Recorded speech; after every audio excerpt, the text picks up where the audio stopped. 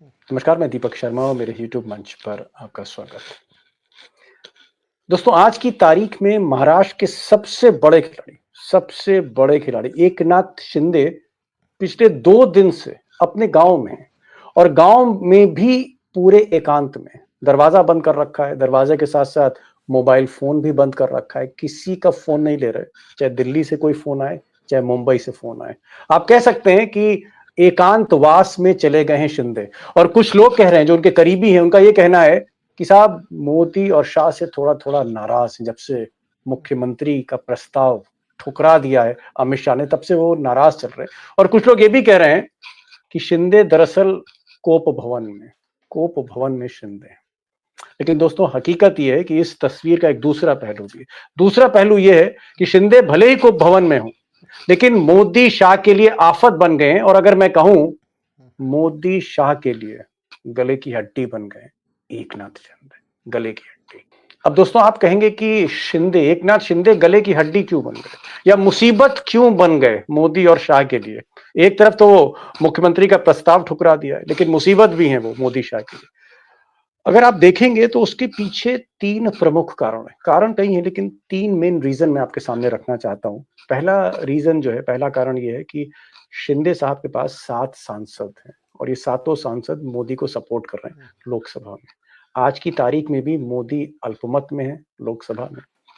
उन्हें नीतीश और नायडू का समर्थन प्राप्त है, यानी बैसाखियों पर मोदी जी हैं और छोटी-सी बैसाखी नीतीश और नायडू की तरह तो नहीं, लेकिन छोटी-सी बैसाखी शिंदे की भी है, जिस पर मोदी जी टिके हुए हैं। और अगर ये 7 सांसद थोड़े से भी पीछे हटे, यानी शिंदे ने कोई पैतरा लिया, तो दिक्कत हो सकती मोदी जी को।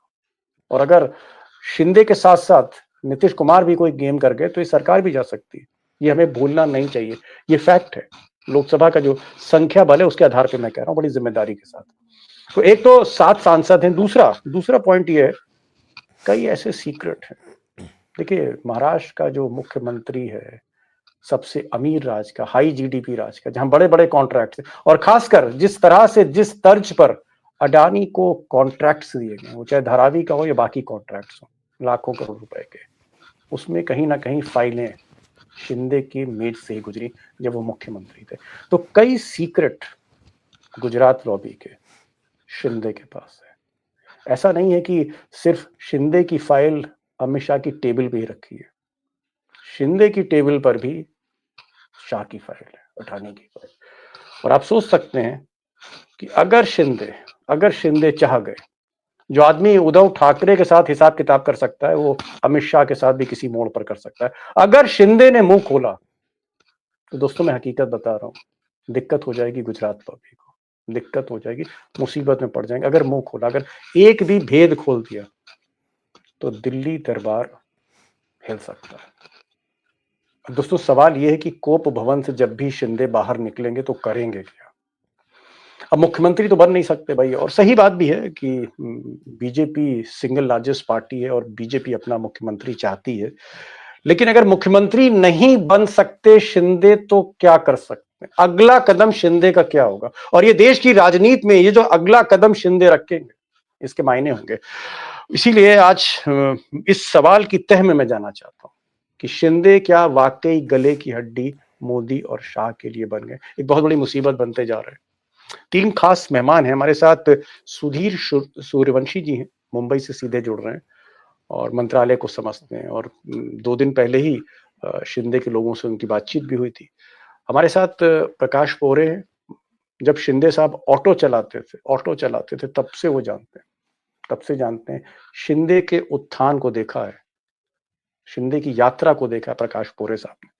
उनसे भी मैं बात करूंगा कि शिंदे दरअसल हैं क्या, उनके दांव पेच क्या है, कितने बड़े खिलाड़ी हैं। और मेरे साथ उमाकांत लखेड़ा भी होंगे कि राष्ट्रीय राजनीति पर इसका क्या फर्क पड़ेगा। क्या शिंदे दिल्ली के लिए भी एक बड़ा फैक्टर है? ज्यादा समय नहीं लूंगा, इन तीनों के पास चलते हैं। इस तस्वीर को समझने की कोशिश करिए। सिर्फ फडणवीस मुख्यमंत्री बनेंगे या कोई और मुख्यमंत्री, सवाल दोस्तों ये नहीं है कि महाराष्ट्र में मोदी जी ने आप कह सकते चुनाव का संग्राम जीत दिया। खबर ये नहीं है, खबर ये है कि शिंदे आगे क्या करने जा रहे हैं। Big news. सुधीर जी, मेरा सवाल ये है कि आखिर क्या वजह है कि एकनाथ शिंदे कल तक सुर्खियों में थे और आज कोप भवन में है? कल तक भीड़ से घिरे हुए थे और आज अकेले कोप भवन में। आखिर वजह क्या है कोप भवन जाने की? क्या चाहते हैं शिंदे जो नहीं मिल रहा है? देखो दीपक जी, दो तीन बड़ी बड़ी चीजें महाराष्ट्र में हुई है, तो उसके वजह से एकनाथ शिंदे जो सीएम थे, सीएम से डायरेक्ट कोप भवन यानी कि अपने गांव दरेगांव जो सातारा में है, जो सह्याद्री जो पहाड़ है उसके जी। नजदीकी है, तो वहां पर मोबाइल का नेटवर्क भी नहीं आता ऐसी जगह पे है। ओहो, मतलब तो परफेक्ट कोप भवन है, ना मोबाइल का बिल्कुल नेटवर्क है, ना कोई कनेक्शन है। बिल्कुल। तो अभी खबर ये भी आ रही है कि उनकी तबीयत सही में खराब हुई है। डॉक्टर की कुछ टीम भी वहां पे गई है उनको चेक करने के लिए।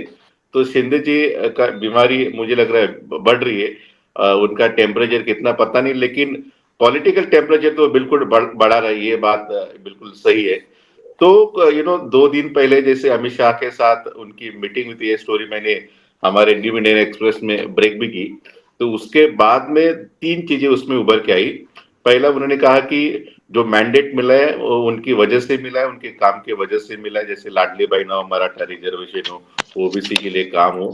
तो ये मैंडेट मेरे लिए, ये फडणवीस के लिए नहीं है और बीजेपी के लिए नहीं, तो मुझे सीएम बनाओ, ये पहले। फिर उनको नहीं कहा कि आप सीएम बना नहीं सकते, हमारा नंबर ज्यादा है इस बार, और स्टेट असेंबली के स्पीकर पोस्ट दीजिए। वो भी चीज देने के लिए थोड़ा नीचे ऊपर हो रहा है। तो उसके बाद में शिंदे ने कहा कि ये दोनों चीजें नहीं मिलेंगी तो सरकार में रहने का फायदा क्या है, सरकार में किस लिए रहे। तो आपको लगता था आप सरकार बना लीजिए, मैं बाहर से समर्थन दे दूंगा हिंदुत्व के लिए। हमको देखो, गवर्नमेंट में 2 इंपॉर्टेंट पोस्ट है, ओहो, एक है फाइनेंस और दूसरा है होम। अभी अजीत पवार 40 विधायक वाली पार्टी को फाइनेंस मिनिस्ट्री मिलेगी। बीजेपी का जो भी सीएम बनेगा, प्रोबेबली देवेंद्र फडणवीस का नाम चल रहा है, वो होम लेंगे।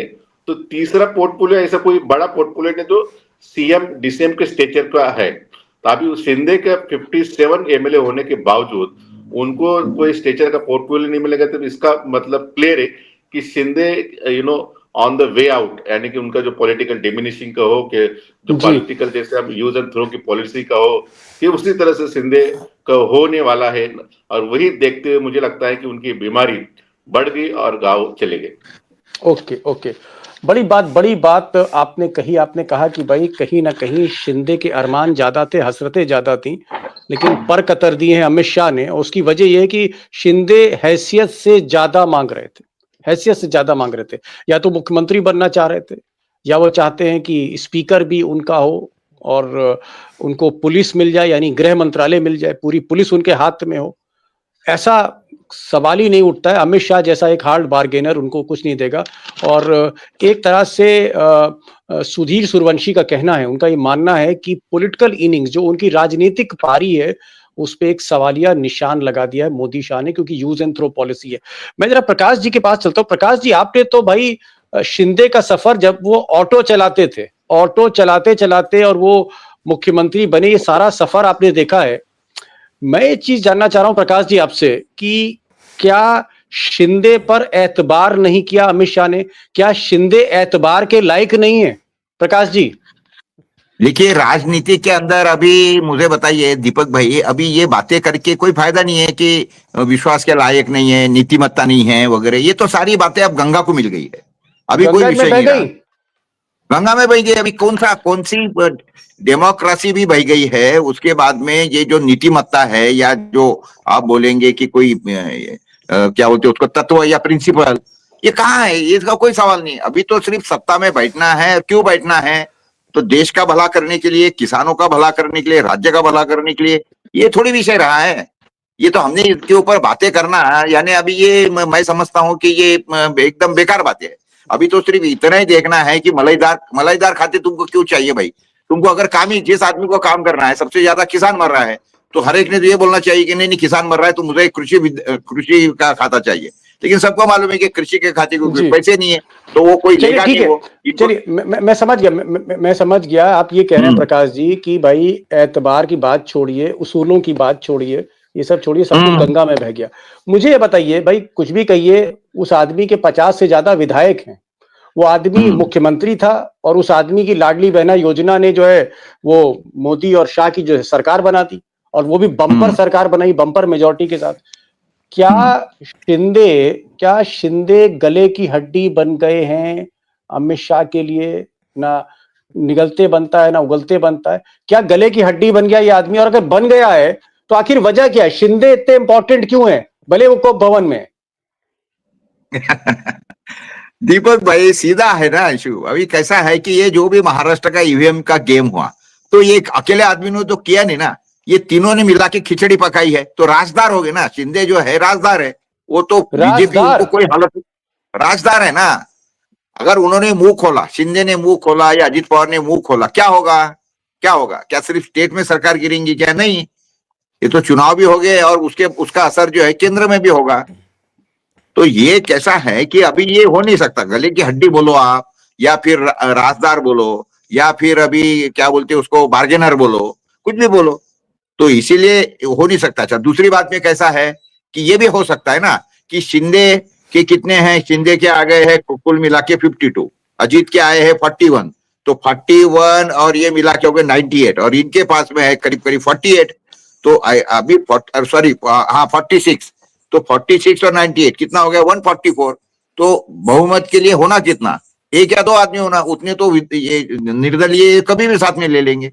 तो जो 2019 में खेला हुआ, वो खेला अभी भी हो सकता है ना, कौन सा दूर है। अभी हर जन बार्गेनिंग करने की कोशिश कर रहा है कि कौन कितना आगे, कौन कितना आगे, कौन किसमें कितना है दम। ये गाना सुना है ना आपने, वो वाली बात चल रही है। 8 दिन 10 दिन और ये चलते रहेगा, देखते रहेंगे क्या बार्गेनिंग होता, क्या होता, और उसके मतलब बाद में फिर आपने दिल्ली। आप ये कह रहे हैं कि शिंदे जो है उसको मुख्यमंत्री नहीं बनाते तो भी ऐसा नहीं है कि मोदी और शाह जो है यूज एंड थ्रो करें, क्योंकि कई सीक्रेट्स जो हैं आप कह रहे हैं कि वो इस वक्त शिंदे के पास हैं। हाँ हाँ हाँ, एक जमाने में जैसा ईडी के दम पे शिंदे को लेके जो कि हुआ, ईडी का चक्कू छुरी लगा के शिंदे को पार्टी छोड़ने लगाई, जिस तरीके से अजीत पवार को भी चक्की पीसिंग वालों को ये लिया, तो उसी तरीके से अभी तो इनके भी तो कोई सीक्रेट है ना ईवीएम के, अगर देखे जाए। और इन्हें जिस तरीके से अडानी को प्रोजेक्ट दिए, क्या किए, तो अगर शिंदे को अवॉइड करते हैं तो सब अडानी भी खतरे में आ जाएगा। और शिंदे का तो देखो, उसने तो जो उसकी इनिंग खेलनी थी वो इनिंग खेल दिया, इनिंग खेल दिया अभी। और इसका क्या बुरा होगा? क्या होने कर करके क्या करेंगे शिंदे का? ये कुछ नहीं कर सकते। तो शिंदे के हाथ में ट्रम्प कार्ड है, ये भी बात समझ लीजिए। अभी फिलहाल में कंप्लीट ट्रम्प कार्ड है इसके ओके। पास में।